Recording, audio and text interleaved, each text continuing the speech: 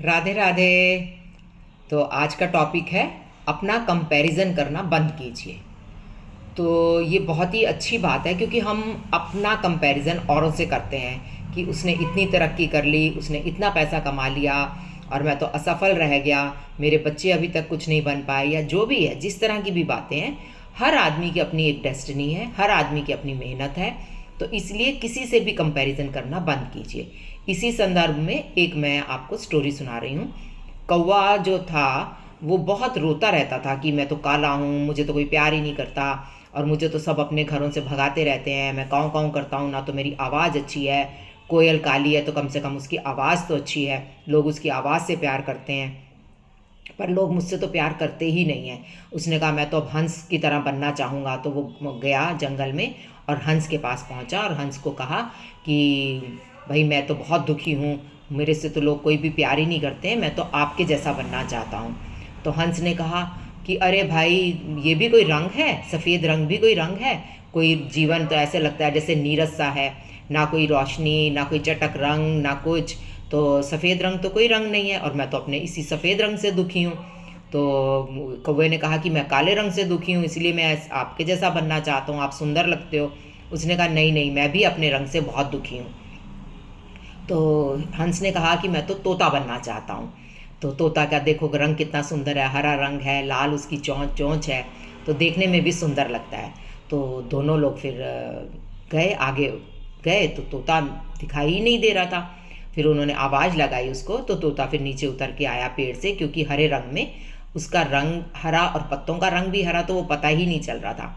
तो उन्होंने कहा कि भाई कौवा तो हंस बनना चाहता है और मैं आपका जैसे तोता बनना चाहता हूँ, आप कितने सुंदर लगते हो। तो उसने कहा अरे भाई, मेरी भी कोई खाक ज़िंदगी है, मुझे तो लोग शिकार करके पकड़ के पिंजरे में बंद कर देते हैं और अपने घर में लेके बंद कर देते हैं, और मेरी तो जो उड़ान है वो भी ख़त्म हो जाती है, और मुझसे फिर कहते हैं ये बोलो वो बोलो। तो मैं तो एक पिंजरे में बंद होके रह जाता हूँ, इसलिए मैं तो बहुत खुद ही दुखी हूँ। तो आप लोग परेशान मत हो, पर मैं तो खुद ही मोर बनना चाहता हूँ। तो उन्होंने कहा चलो फिर मोर के पास चलते हैं। तो तीनों लोग मोर के पास चले गए। तो उनको जाके अपनी व्यथा सुनाई। कौवे ने अपना कहा कि मैं हंस बनना चाहता हूँ, हंस ने कहा मैं तोता बनना चाहता हूँ, तोते ने कहा कि मैं तो जी मोर बनना चाहता हूँ। तो मोर ने एकदम कहा कि अरे भाई, आंखों में आंसू लेके कि मैं तो, आप क्या सोचते हो, मैं बहुत सुखी हूँ।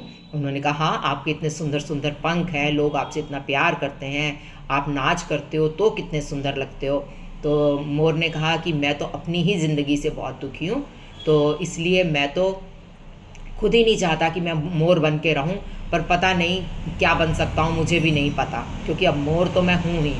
तो उन्होंने कहा कि भाई क्यों, आप क्यों दुखी हैं? तो उसने कहा देखो, आपको आवाज़ें आ रही हैं जैसे कि कोई चल रहा है, तो ये शिकारी आ रहे हैं और वो मुझे अभी मार देंगे और मेरे सब सारे पंख उखाड़ के ले जाएंगे और उनको फिर जाके बेच देंगे। तो उन्होंने कहा कि, मोर ने कहा कि तुम लोग उड़ जाओ, मैं तो उड़ भी नहीं सकता हूँ ज़्यादा दूर तक, तो इसलिए कम से कम तुम तीनों अपनी जान बचाओ और तुम लोग उड़ जाओ, चले जाओ यहाँ से वापस। तो वो थोड़ी दूर तक चले गए और उन्होंने देखा कि एक शिकारी आया और उसने मोर को मारा और मोर के पंख लेके चलता बना।